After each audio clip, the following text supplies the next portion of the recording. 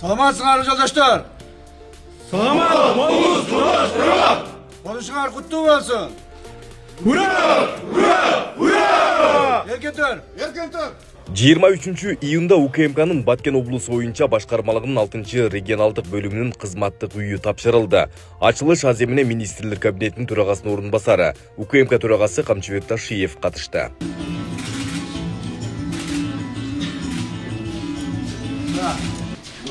Bismillahirrahmanirrahim. Так, bu bir үй. Бойдақтарға деген. 3 комната. Бұл жағы А, бұл бойдоктор, да? точно. Бойдок келіп іштегендерге.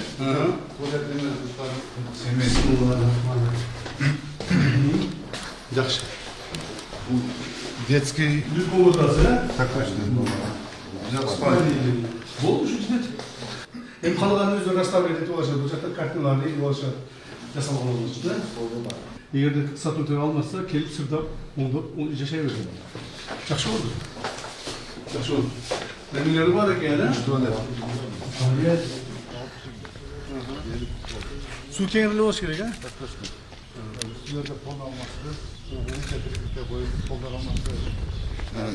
Рамалар алмашты. Жайында ексек өсіп кете береміз бұл? Сөз керек. Ya, жайында өсіп өсе керек, а? Değil. Bunu çağıtmayı salaydı, ha?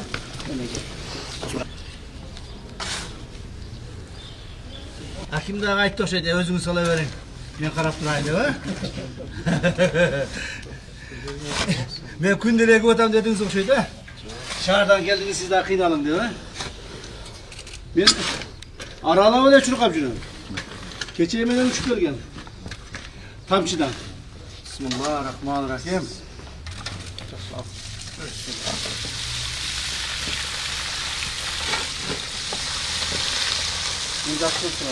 Tereң қазып сыңар. Терең қазылып тұр. Терең қазылып тұр. Анан баяғы немесі тамырындағы ылайлары су екен де жұмыс жақты. Суға қармап кетті. Болды. Ұлттық қауіпсіздік мемлекет комитетіне дағын кезектегі өзіміздің үйімізді ашып отырабыз. Үйіміз деген себебі бізде қызматымыздағын, үйіміздағын барлығы эле bir жерде болып қалды. Облыстық борбордон алыс жерлерде иштеп атасыңар. Ошо райондорго келгенде кызматкерлерибиз жашоо шарты оор болуп калат. Ошол жерлерге келгенде квартира издеп каласыңар, үй таппай каласыңар. Керек болсо бала чакаңар көчүрүп келе албай каласыңар. Бала чака эмес, өзүңөр жашаган жерге кыйналып калып атасыздар. Муну биз баарыбыз көрүп атабыз, сезип билип атабыз. Ошондуктан мындан ары бардык райондордо кызматтык үйлөрдү биз сала баштайбыз. Мына ушул бүгүнкү жасап аткан жумушубуз ошого бир үлгү болсун деген максатта айтып отурамын. Мына азыр кулундуга салдык. Эртеңден баштап ошол Баткен облусунун ар бир районунда ушундай кызматтык үйлөр болот. Мындан ары силер келип квартира издебейсиңер. Мындан ары келип көрүнгөн жерде маған үй таап кой, кайсыл жерден үй алам, канча акча төлөймүн деп кыжырат болбойсуңар.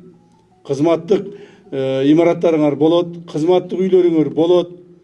Так, бардык шарттар түзүлөт, бирок ушул мыйзамдын чегинде мамлекеттин кызыкчылыгын коргоп, мамлекетибиздин коопсуздугун коргоп иштегенге өзүңөрдүн багытыңарды аласыңар. Иш-чара учурунда Камчыбек Ташиев атайын кызматтын материалдык техникалык базасы жакшыртылып жатканын белгилеп, кызматкерлердин айлык маянасы көтөрүлгөнүн маалымдады. Ал кызматкерлерди жоопкерчилик менен иштөөгө жана мындан ары дагы тынымсыз эмгектенүүгө чакырды. Бардык шарттарды түзүп атабыз. Эми мындан ары не кылайлы? Мына биздин урматтуу ардагерлерибиз турат.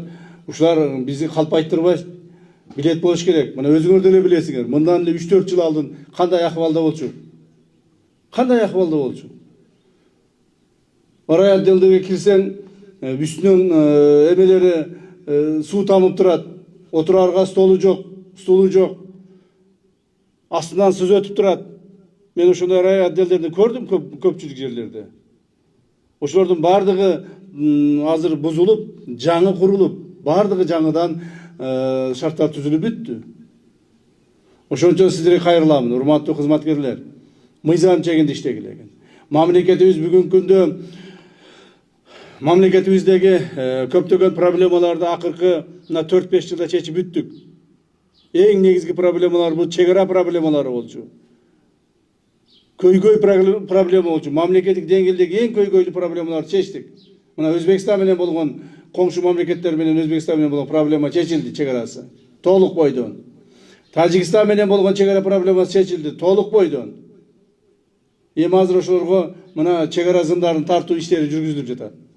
Мындан ары биз өзүбүздүн ички проблемаларды, ички коопсуздугубузду сакташыбыз, коргошубуз жана ошонун деңгээлин көтөрүшүбүз керек. Мындан ары мамлекетибиз азыркы күндө тегиз түрдө ушул өнүгүү процессине түштүк. Биз туруктуу өнүгүү процессине түштүк. Бардык жерде кайсыл кемчилик болсо, элдин кемчилиги болсо, ошону аткарганга, жасаганга, ошо элдин кубулуна толуп иштегенге мүмкүнчүлүгүбүз пайда болду. Ал мүмкүнчүлүк кайдан келип калды? Ал мүмкүнчүлүктү мына силер пайда кылып атасыңар. Ал мүмкүнчүлүктү силерге окшогон мамлекеттик коопсуздугун сактайм деп аракет кылган кызматкерлер пайда кылып атат. Биздин бюджетибиз 3-4 эсе көтөрүлдү. Урматтуу президентибиздин биздин негизги штаб-квартирабызды, улуттук коопсуздук мамлекеттик комитетинин негизги штаб-квартирасын, жаңы штаб-квартирасы ачып атканда айткан сөзүн уктуңар да. Улуттук коопсуздук мамлекеттик комитети тарабынан акыркы 4 жылда 200 миллиард сомдон ашык акча казынага түшүрүлгөн. Мына силердин кызматыңар 200 миллиард. 1100дөн ашык объектилер мамлекетке кайтарылган. Мына байлыктын бардыгы чачылып, төгүлүп, көрүнгөндүн колунда болуп, ар түрдүү адамдар мамлекет эсебинен байып, жыргап, шапартеп жашашкан. Ал эми ошол эле мезгилде мамлекетибиз слабый болуп, мамлекетибиз мындай алсыз болуп, эл журтубуздун проблемасы көбөйүп, ошолор чечилбей, топтолуп, кыйналып кетишкен элибиз. Мына ошонун баарын азыр чечип атабыз. Мындан ары да ушундай болот. Мындан ары да ушундай болот. Элдин бардык проблемасын чечебиз, Кудай буйрса. Бардык колубуздан келген иштердин негизинде мамлекетибиз күчтүү, алдуу күчтүү, мындай бардык жагынан өзүнө татыктуу мамлекеттердин арасына кошулат. Керек болсо, Кудай буйрса, жакынкы 5-10 жылда биз алдыңкы мамлекеттердин катарына кошулууга умтулабыз. Ошондой эле төрага башка аймактардан келип иштеп жаткан жетекчилерге үй бүлөсүн жанына көчүрүп келүүнү сунуштап, балдардын татыктуу тарбия алуусу үчүн бул маанилүү экенин кошумчалады. Анан мына жетекчилерди, айрыкча райондук жетекчилер, облустук жетекчилер, ар бириңерди үй бүлөңөрдү көчүрүп келгиле. Үй бүлөсү жок жашабагыла. Айтасыңар, менин балам Бишкекте окуйт, ан лицейде окуйт. Бул жерде деле жакшы мектептер бар. Бул жерде деле жакшы билим алышат. Мына биз айылдан эле билим алып чоңойгонбуз. Айылдан эле билим алып чоңойдук. Биз окуган мына университеттерди Россиялардан бүтүп келдик.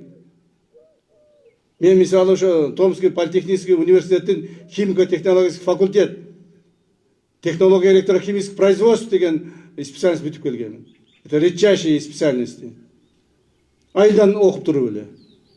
Окуйм деген бала айылдан эле окуйт. Билим алам, тарбия алам деген бала сөзсүз ата энесинин жанында болуш керек. Уктуңарбы? Көпчүлүгүңөр бала чакаңарды таштап коюп жүрөсүңөр, 2 жыл, 3 жыл талаалап. Анан кийин үйгө качасыңар, анан суббота воскресенье болгондо барып келе калайын, көрүп келе калайын, түнү менен барып, эртең менен келе калам деп. Бул эмне деген жумуш болот? Андай болбош керек.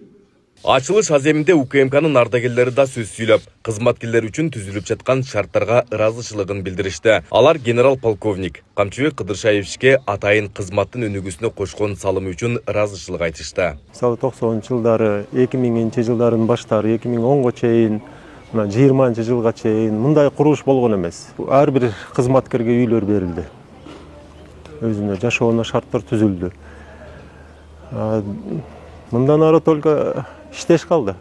Иштеш керек. Ошондой шарттар түзүлгөндөн кийин транспорт жагынан деле жашоо шарты, үй тиричилигине керектүү бардык эмелер түзүлүп атат. Кызматкерлерге ошол ийгилик эле каалайм. Өзүбүздүн жетекчиликке, УКМК кызматынын жетекчилигине Ташиев Камчыбек Кыдыршаевичке чоң рахмат. Ушундай шарттарды түзүп берип атат балдарга.